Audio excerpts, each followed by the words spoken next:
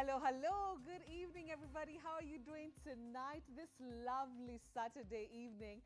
Well, I hope that you had a fantastic day, whatever you were doing. Kama ulikuwa harusi, kama ulikuwa mahali, kama uko mahali. Whatever you're doing, I hope that you had a fantastic day. Well, I'm here to make sure that the weekend bado inachachisha, unajua. So, of course, today we have a fantastic show lined up for you, the top stories of the day. And apart from that, we have Say What? Say What?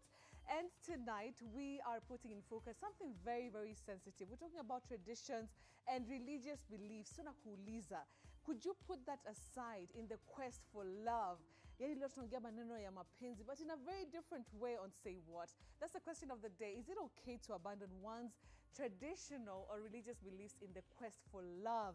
Yani kama maybe you believe in this, unaachana nayo, alafu unasema, you know what, from today, babe, nitaanza kufanya hivi. That's the discussion we're going to be having tonight. Pastor Sue, Sam Sengo, and Leader Karimi will be joining me later. But for now, let's start the show with the highlights.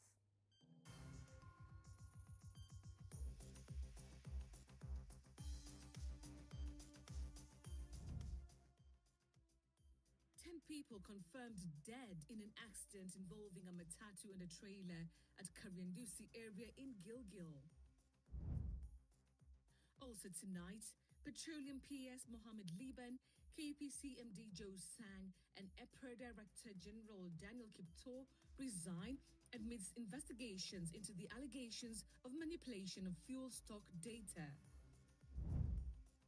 DCP party leader Rigathi Gachagua tells President Ruto to keep off the will written by his late brother Nderiti Gachagua.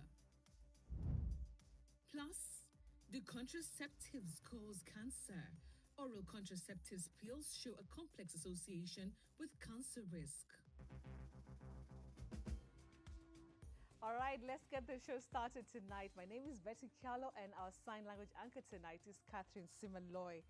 All right, now to our top story. And Petroleum PS Mohammed Liban, KPC MD Joe Sang, and EPRA Director General Daniel Kipto have resigned amidst investigations into the allegations of manipulation of fuel stock data.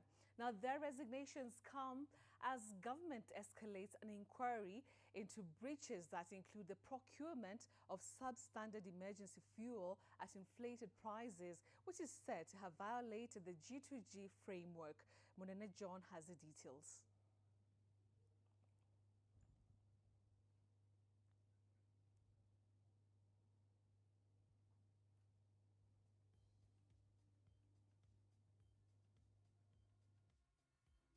In a statement from the head of public service, Felix Kosgei, President William Ruto has received the resignation of the principal secretary in the State Department of Petroleum, Mohammed Liban.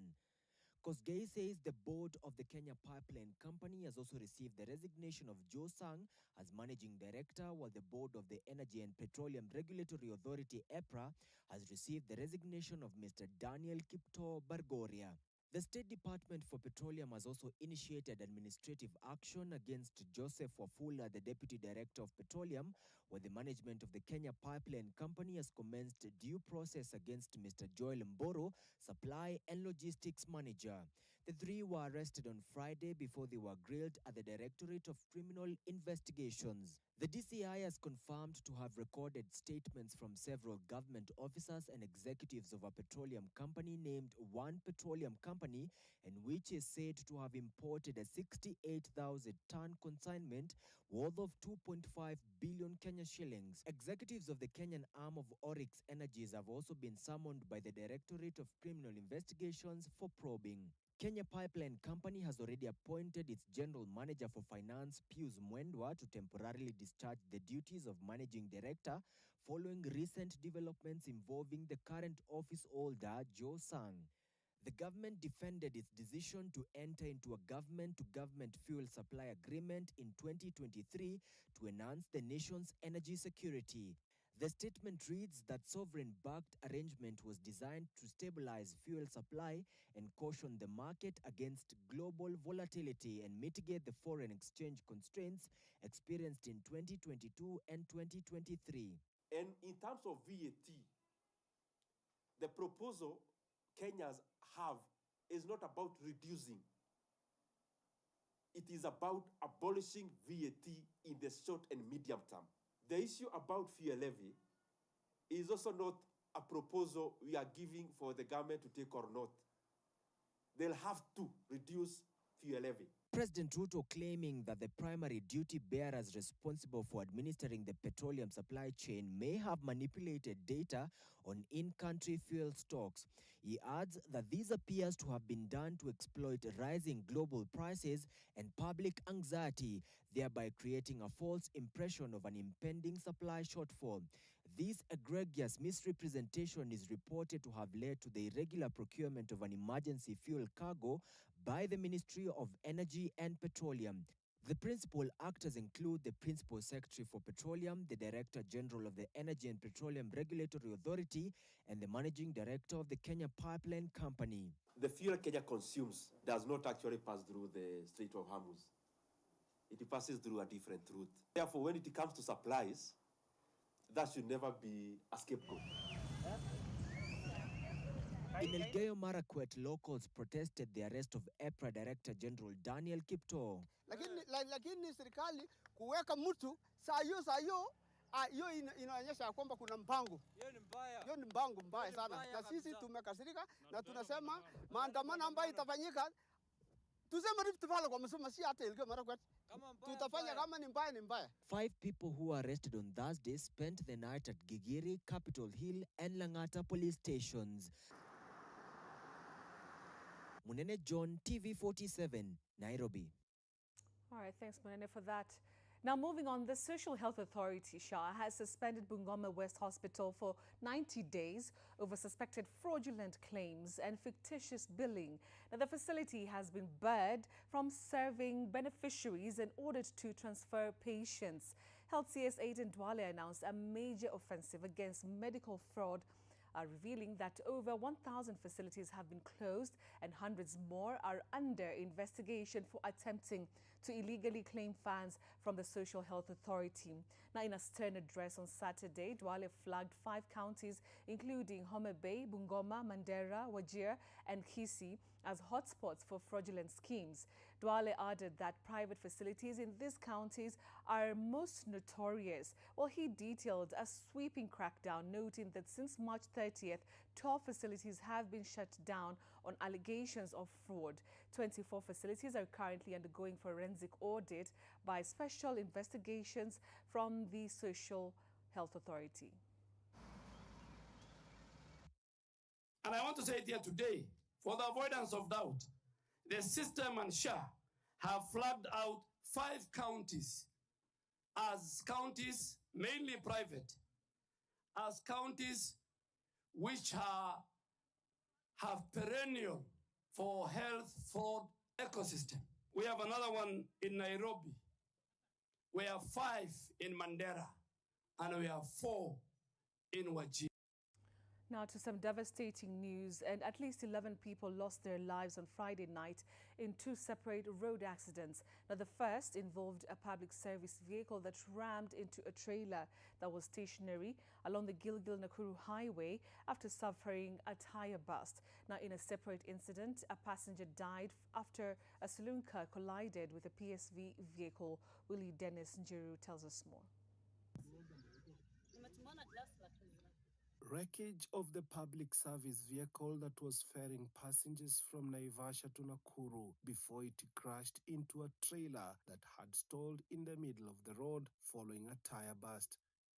10 people were confirmed dead on the spot, while 5 others survived with injuries. Ilikuwa natoka Naivasha ikielekea Nakuru. So ilipopita bridge ya Kariandus, ikapata trailer imestall. Hapo ikagonga hiyo trailer nyuma, na kwa bahati mbaya tukapoteza roho 10. Alafu 5 wakapata majeraha mabaya.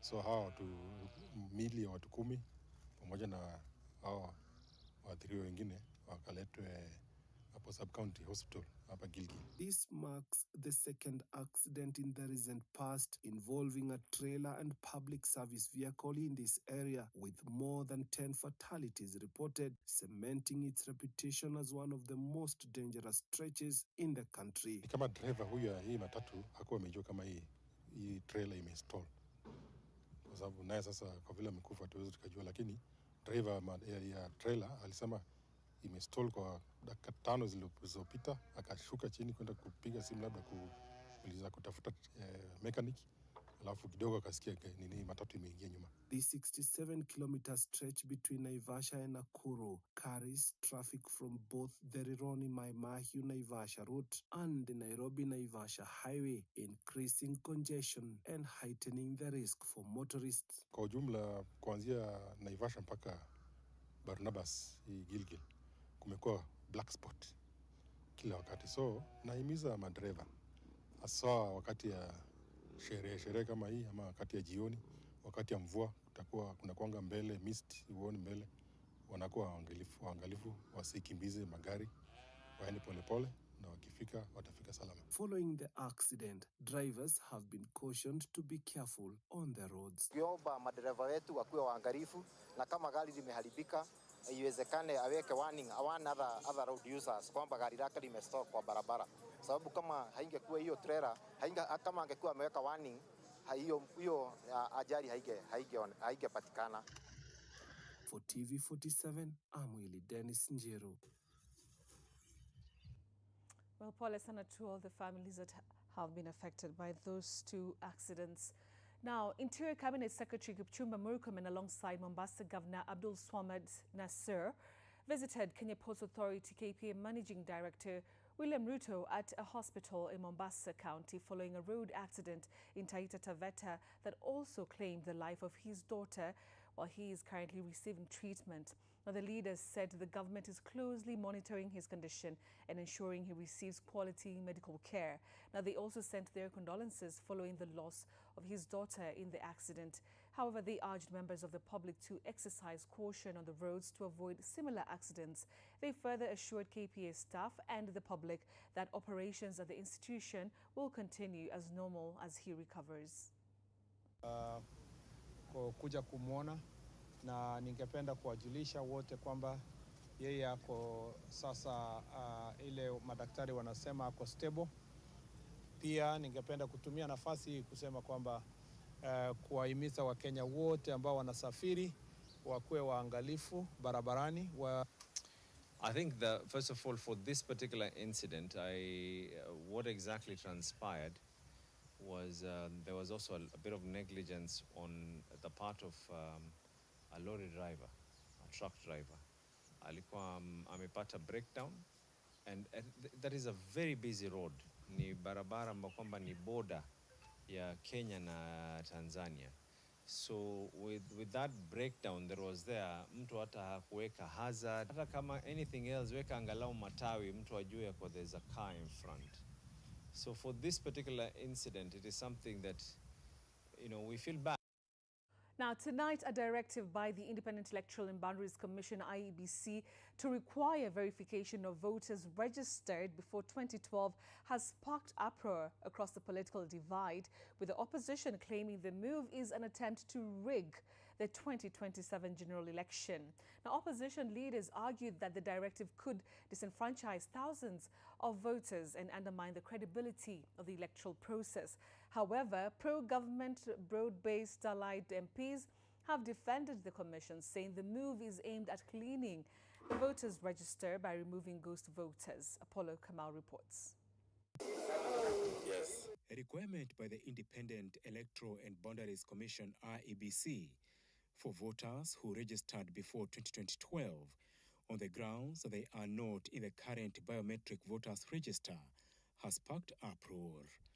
The Electoral Commission has this evening clarified that only the voters who registered before 2012 and were not captured in the biometric register will be required to register afresh in the ongoing process. IEBC says those who are registered before 2012 do not need to re-register if they were captured in the biometric. The directive had raised mixed reactions within opposition ranks, with a section of broad-based allied MPs claiming it is an attempt to rig next year's polls. We are shocked to learn tonight that you are now going ahead to be used by President Ruto, who knows very well the numbers don't add up and is going to lose this election. You want to tamper with the voters' register. We were targeting 6 million young Kenyans to be registered. Lakini mimi pia nashangaa hawa jamaa.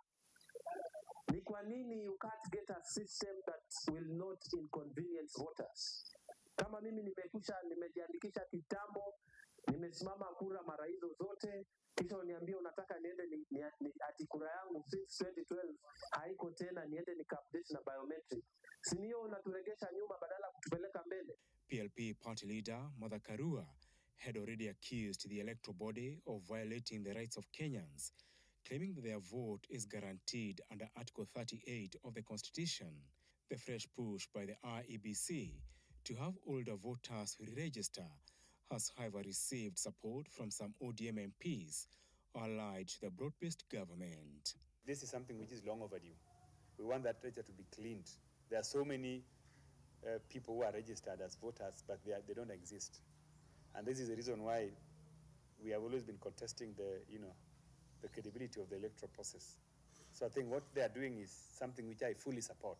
IEBC is now facing tough questions on why 14 years later it has deemed it necessary to clean up the voters' roll, yet some of the affected voters have participated in previous general elections and by-elections. They need to check backwards, check whether they have enough human personnel to be able to do physical verification of voters, but more importantly, they need to clearly communicate, because whatever they communicate through a statement and whatever else they say verbally seems to have variances. The battle over the voters' register comes in the wake of the commencement of the continuous voter registration exercise on March 30th, during which the IEBC has so far registered more than 300,000 voters in just 1 week. Meanwhile, the youth-led Tukokadi initiative is set to push the youth on TikTok to register as voters in the ongoing exercise in Nairobi CBD on Sunday. Apol Kamau, TV47. DCP leader Rigathi Gachagua now wants President William Ruto to keep off the will written by his brother, the late Nderitu Gachagua. Well, Gachagua's remarks appeared to advise the president not to fight the late Nderitu Gachagua's will, as it might come in handy and help Ruto in resolving complicated family issues in future. And as TV47's Sydney Chizimana reports, Gachagua has also tackled Ruto on the arrest of senior government officials in the energy sector. Take a look. For the past few weeks, the succession wars in the Gachagua family became a topic of national interest. In sharp focus was the will of Rigathi's late brother Nderitu Gachagua. On this, the president insinuated that his former deputy Rigathi Gachagua could have disinherited his brother Nderitu Gachagua's family of their property by corrupting the will in his favor. Gachagua has on this day hit back at Ruto. Nilimwambia Kasongo alikuwa anaongea mambo ya will of my late brother. Kamwambia hiyo will is a very good will. Inasoma pale Kenya School of Law of how to make a good will when you have a complicated family. The former DP, in a classic reverse jab, appeared to insinuate that Ruto and his late brother Nderitu have some similarities. My brother had a complicated family, so he did a will that took care of everybody so that there is peace. And there has been peace for 9 years. Mpaka Kasongo ameingilia. Gachagua believes it would be prudent for Ruto to learn a thing or two from the will. Hiyo will ya Gachagua usipigana naye. Take time and read it. Itakusaidia mbele.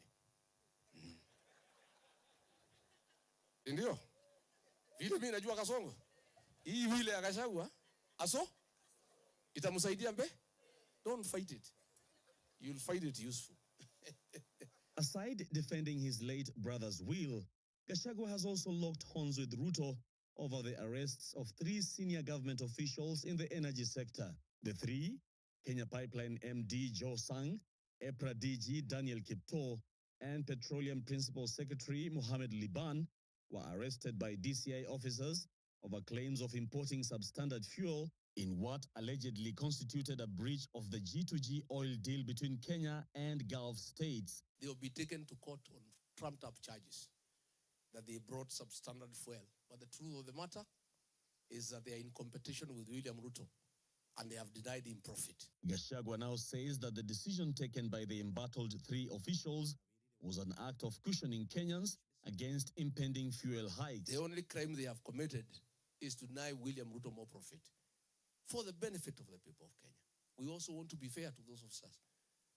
Those are patriotic Kenyans who wanted fuel to come at a reasonable price because G2G is fixed and the profit goes to William Ruto. Gachagua also claims that Joe Sang's woes at the Kenya pipeline have more to do with forces outside Kenya. William Ruto is very happy because the man is his tribesman. But he did a deal with Museveni. Kenya pipeline has been bought by Museveni and others after the people of Kenya refused to buy Kenya pipeline. Museveni has demanded that the CEO of Kenya pipeline must be a Ugandan.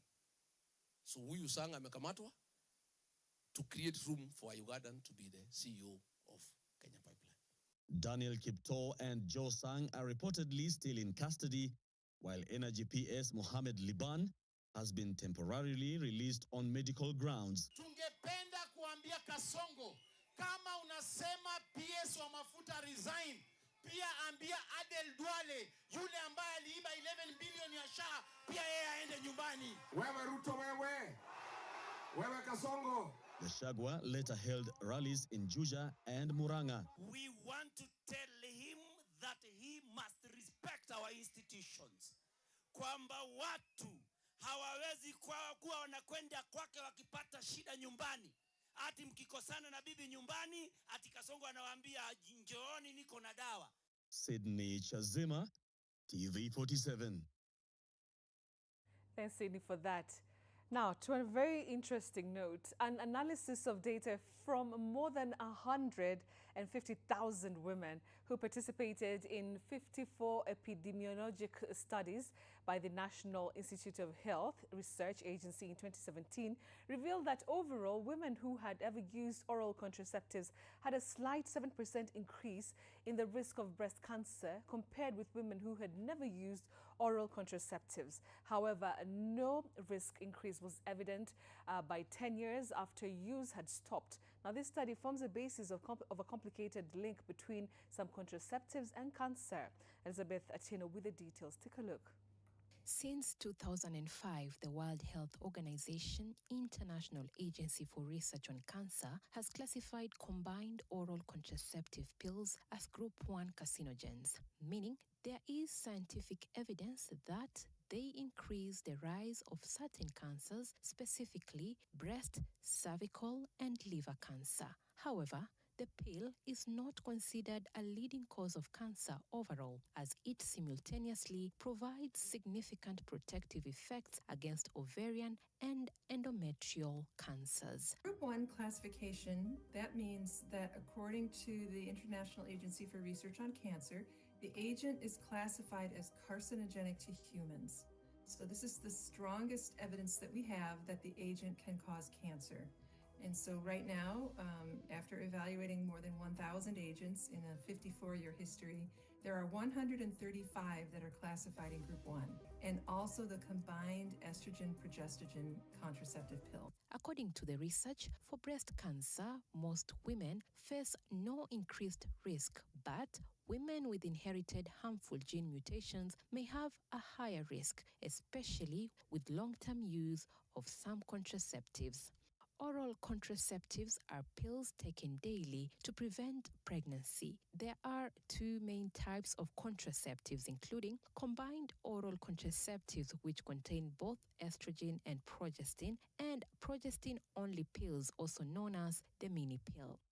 Therefore, oral contraceptive pills protect against some cancers but raise the risk of others, underscoring the importance of personalized contraceptive counseling that takes into account family and medical history. The cancer hazard identification that we do at IARC does not determine the potency of the agent in terms of causing cancer. So it should not be correct to assume that because two agents have both been classified in group 1, the highest level of strength of evidence, that it means they are equally carcinogenic. It's a really important distinction. Other risks with oral contraceptive pills are very rare but may include blood clots, stroke, and heart attack. The mini pill does not carry these estrogen-related risks, making them suitable for women who cannot use methods containing estrogen. Elizabeth Atino, TV47, Nairobi. Thanks, Elizabeth, for the insights there. Now, many Kenyans skipped traveling this Easter holiday as the high cost of living and tough economic conditions continue to bite. Transport operators across Nairobi now report unusually low passenger numbers, a stark contrast to previous years when bus stations were filled with travelers heading up country. Faith Wangari tells us more. Nairobi, the usual Easter rush was notably missing. Operators say bookings remained low, a sharp contrast to previous years when travelers filled buses days in advance. Kazi iko chini kiasi. Sijui ni kulingana na watu hataki kutembea sana. Ndio wanajua at the end of the Pasaka tunarudisha watoto shule. Ndiposa kuna uchukuzi mwema, hatuwezi linganisha na zile siku zingine. Easter ikuagi hivyo. Watu wamefuguka sana. Kama jana si ilikuwa Easter Friday. Hatukubeba watu venye tunabebanga, walikuwa chini. Kwa saa hizi unaona hata venye tunawekanga mabasi, magari zinajaa hapa, customer wamejaa mpaka wanakosa gari, haikuwa wengi. Many Kenyans cite the rising cost of living, increased transport fares, and tight household budgets as key reasons for staying back. For some, basic needs have taken priority over holiday travel, forcing families to make difficult choices. Nauli zimepanda na unajua maisha ya gharama vile iko juu. Mimi mateso ya maisha. So sasa unaona magari yako tumesimama hapa, abiria wanakuja wanasimama kwa masaa mingi na hakuna magari ya kutosha, na hata pia abiria wengine wanaogopa juu ya nauli iko juu. The ripple effect is being felt across the transport sector, with operators counting losses during what is typically a peak travel period. Mimi kufanya nizasemaga Easter zingine naendaga na mshahara kwa nyumba. Sasa hata siwezi pata ya kulipia mtoto school fees. Na wakati mwingine Easter nalipatanga hata kulipa school fees. Sinaga shida, lakini kwa saa hii tuko chini kabisa. Transport operators now fear that prolonged economic strain could continue to affect peak travel seasons, impacting business and livelihoods across the sector. Nilikuwa nimeamkia hapa niende nyumbani holiday, lakini nimepata nauli imekuwa juu sana kulingana na mfuko wangu, so nilikuwa nangojea nione kama hii nauli itashuka. Nimetoka kwa soko huko Isri kufika hapa stage, nimekaa for 1 hour. Actually nimefika hapa nikashangaa, nimepata nauli imepanda, hata sikuwa nimejipanga venye iko, lakini nimesubiri tu na sijaelewa kwa nini nauli imepanda. Faith Wangari, TV47. Abiria wako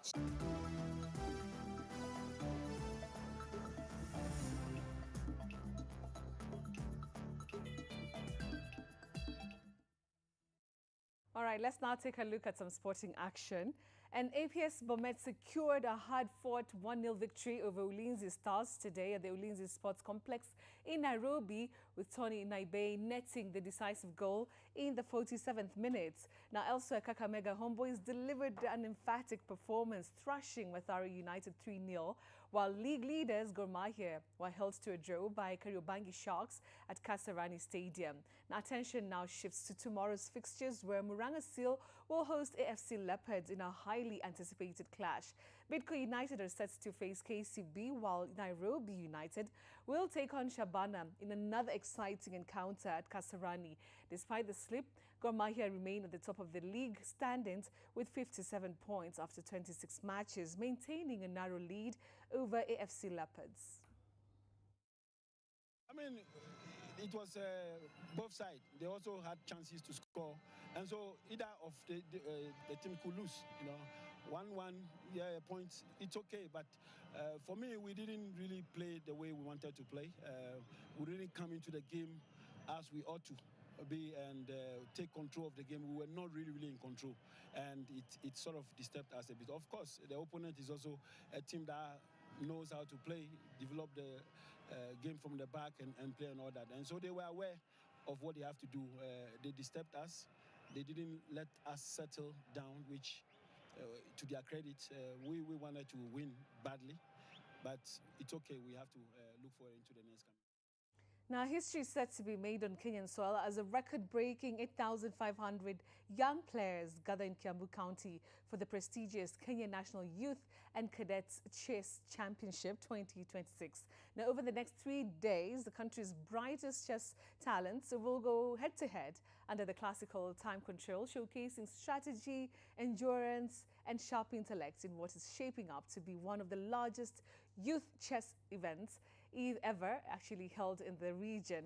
With more than just titles at stake, the championship will culminate in a high-stakes playoff stage featuring the top 11 players, where the battle for the national crown will reach its peak, while also determining the elite squad that will represent Kenya at the upcoming Africa Youth Chess Championship in Uganda this May.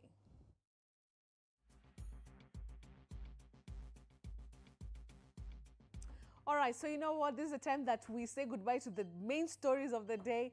And of course, we're going to be taking a short commercial break. But tonight, we're talking something very interesting on Say What. Kama kawaida, mnajua dawa ya Saturday night. Hapa TV47 ni, of course, Say What. And tonight, we are discussing, you know, things to do with traditional beliefs, religious beliefs, and the quest for love. Yani wewe ukitaka huyo mtu wako, will you leave all these things that umekuwa, maybe you've grown up knowing this and these traditions, this religious beliefs, just to, you know, just to find this love. We'll be talking about that with my crew. It's going to be our hot topic tonight. Don't go away. I'll be right back.